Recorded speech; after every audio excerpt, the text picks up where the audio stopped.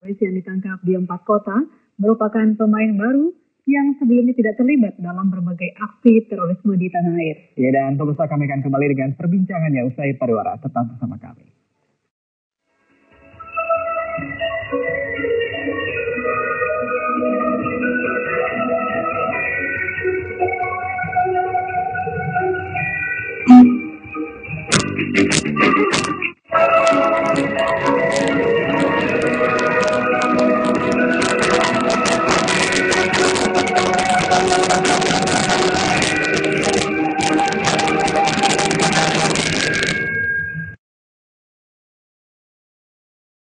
Terima kasih Anda masih bersama kami di Ada Apa Berita. Pemirsa, Detasemen Khusus 88 Anti Teror secara serentak menangkap 11 terduga teroris di 4 kota, yaitu Jakarta, Bogor, Jawa Barat, Madiun, Jawa Timur, dan Solo, Jawa Tengah.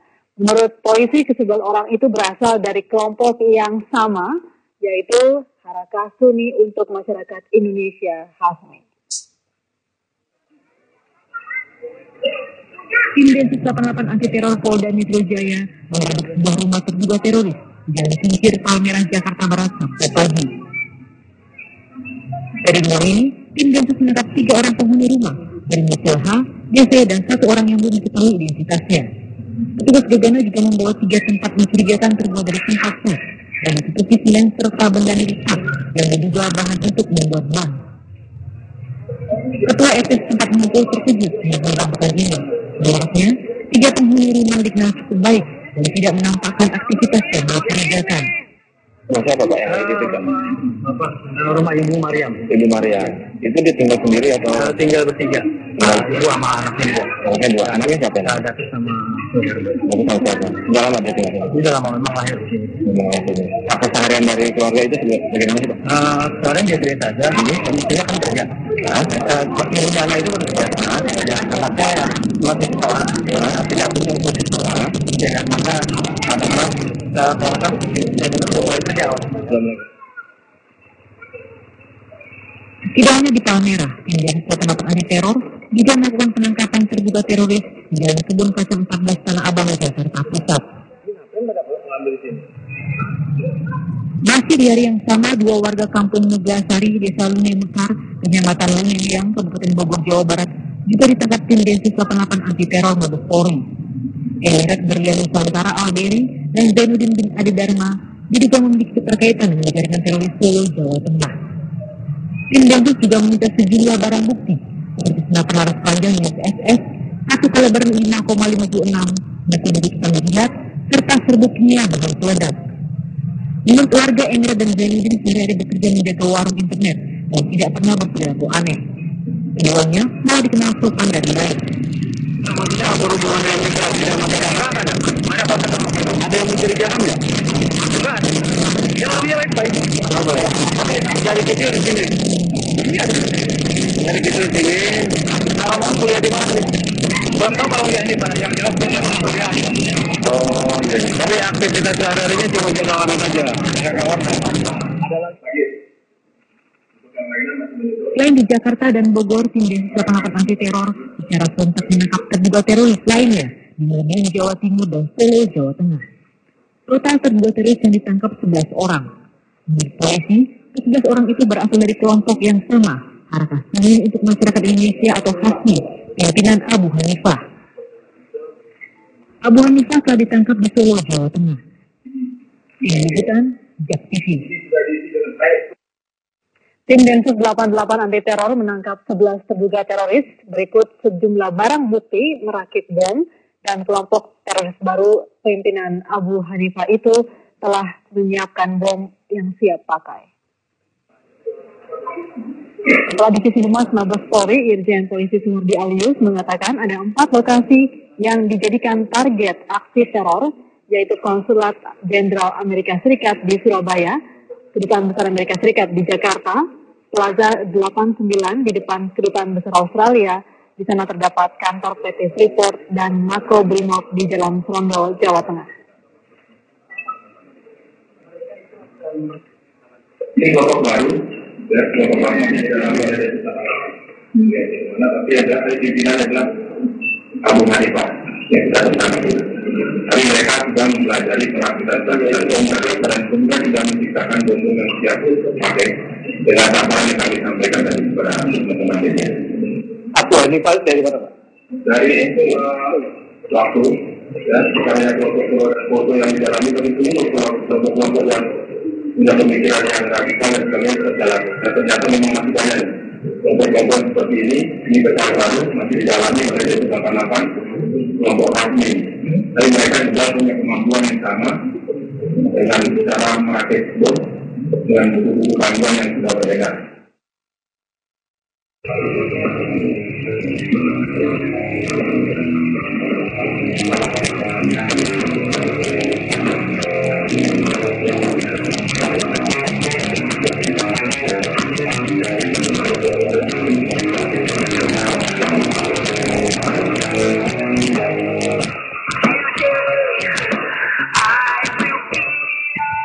Benarkah sesungguhnya ada generasi baru dalam terorisme? Kami akan berbincang mengenai hal ini dan juga bagaimanakah tindakan kepolisian untuk membasmi terorisme. Kami akan berbincang bersama 3 narasumber kami yang cukup lengkap dari berbagai sisi. Di sebelah kiri saya ada Pak Kombes Agus Rianto, Kabag Penum Polri. Selamat malam, Pak Agus.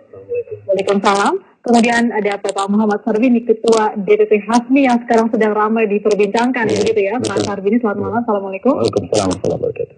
Ya, kemudian ada Pak Wawan Purwan, tentunya pengamat intelijen. Apa kabar, Pak Wawan? Baik. Ya, waalaikumsalam. Terima kasih, Pak Wawan. Baik, saya ke Pak Sarbini dulu mungkin ya, yang paling banyak dicari mungkin saat ini. Dikonfirmasi memang 11 itu adalah anggota HASMI. Sama sekali tidak. Dan kami tidak pernah mengenal, kami juga tidak pernah bertemu, kami juga tidak mempunyai database tentang nama-nama dari 11.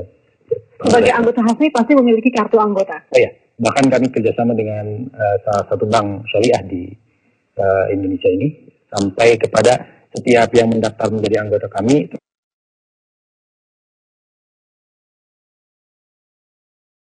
membangun umat dengan cara dakwah. Kami melakukan membangun pendidikan formal seperti TK, SD, SMP, bahkan kami sudah punya sekolah tinggi, sekolah tinggi agama Islam Al-Hidayah. Punya pula beasiswa untuk teman-teman Jawa lulusan SMA gitu ya, yang kami bina untuk belajar agama tentang Islam yang benar, yang bagaimana gitu. Itu hanya seputar itu, tidak ada lebih dari itu. Dan mungkin ada penanaman ideologi tertentu dalam pendidikan tersebut. Kalau penanaman ideologi pasti ya, tapi ideologi Islam. Iya. Tidak ada satupun di antara, bahkan setiap visi, misi, ideologi kami tulis dalam bentuk tulisan agar tidak disalahpahami. Karena bisa jadi anak didik kami yang nantinya akan dididik bisa saja punya tafsiran yang berbeda dari apa yang kami jelaskan. Untuk itu setiap apa yang kami jadikan rujukan harus tertulis sedetail mungkin, dari mulai bagaimana berdakwah, bagaimana menempatkan masyarakat, bagaimana sosialnya, bagaimana keadaannya, dan lain sebagainya. Tapi juga masih dimungkinkan itu mungkin adalah mungkin bekas anak didik dari HASMI begitu? Sampai sekarang kalau database yang tertulis dari mulai database alumni sampai kepada database anggota yang ada, tidak ada sama sekali. Artinya dari HASMI sendiri keberatan bahwa ini merupakan anggota pasti dari HASMI? Iya, pasti. Baik. Pak Agus bisa menjelaskan bagaimana kepolisian bisa mengatakan bahwa ini adalah bagian dari organisasi HASMI? Ya, jadi begini Mbak ya, perlu kita juga sama-sama menyikapi situasi yang ada saat ini. Ya, tadi juga teman-teman dari HASMI juga datang ke Divmas, Mabes Polri, kita juga sudah sampaikan. Dan memang kalau kita lihat secara cermat, kalau disingkat memang sama, ada 5 huruf, sama semua. Ya, Pak Haji. H, A, S, dan M, E. Tapi begitu kita panjangkan itu akan berbeda. Oke. Ya. Harakah Sunni untuk masyarakat Indonesia. Itu yang kami lakukan penangkapan saat ini, kami tindak. Sedangkan HASMI yang beliau pimpin adalah Harakah Sunniyah untuk masyarakat Islami. Jadi perbedaan kata di Sunni tersebut ya, Sunniyah dan Sunni dan Indonesia beda, Islamiyah dengan Indonesia beda, Mbak. Nah, jadi kebetulan memang kalau disingkat sama, tapi begitu kita panjangkan akan berbeda. Ya, kita terima kasih sama teman-teman dari HASMI tadi sudah menyampaikan informasi itu, kita terima, dan memang tidak ada, kita sampaikan bahwa Sunni yang di Bogor, beliau kan di Bogor. Nah, yang kita lakukan penindakan adalah HASMI yang ada di Solo, yang dipimpin oleh Abu Hanifah tadi ya. AHA itu. Gitu Oke. Mbak. Baik, artinya memang semuanya terkait dengan Hasmi tapi yang di Solo ya. Itu sudah dikonfirmasi oleh kepolisian begitu ya. Oke, baik, kemudian untuk informasi Pak, penangkapan di 4 kota tersebut ya dan secara serentak begitu, itu memang ada kecurigaan tertentu, memang ada laporan atau memang kepolisian sudah mengikuti? Ya, pelaksanaan tugas kepolisian ini kan semua berdasarkan daripada analisa-analisa yang mendalam dan cermat, apalagi dalam menghadapi kemungkinan-kemungkinan ancaman dari pelaku-pelaku teror ini. Kita betul-betul harus cermat.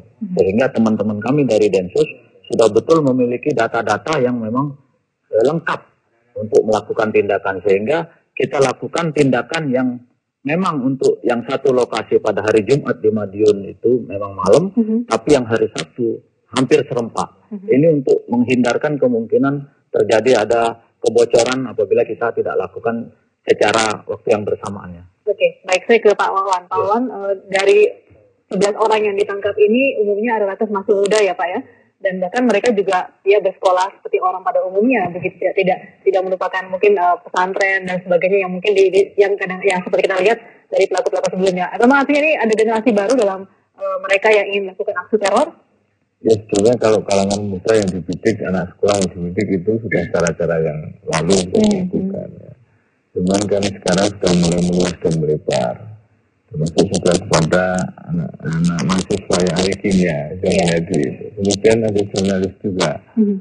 Serta juga kalau dulu masalah perut, sekarang juga masalah intelektual kita mulai masuk. Maka saya dorong kekosongan 3 lini lah. Ini harus diisi. Ini kosong harus diisi, ini kosong juga harus diisi, ini kosong harus diisi.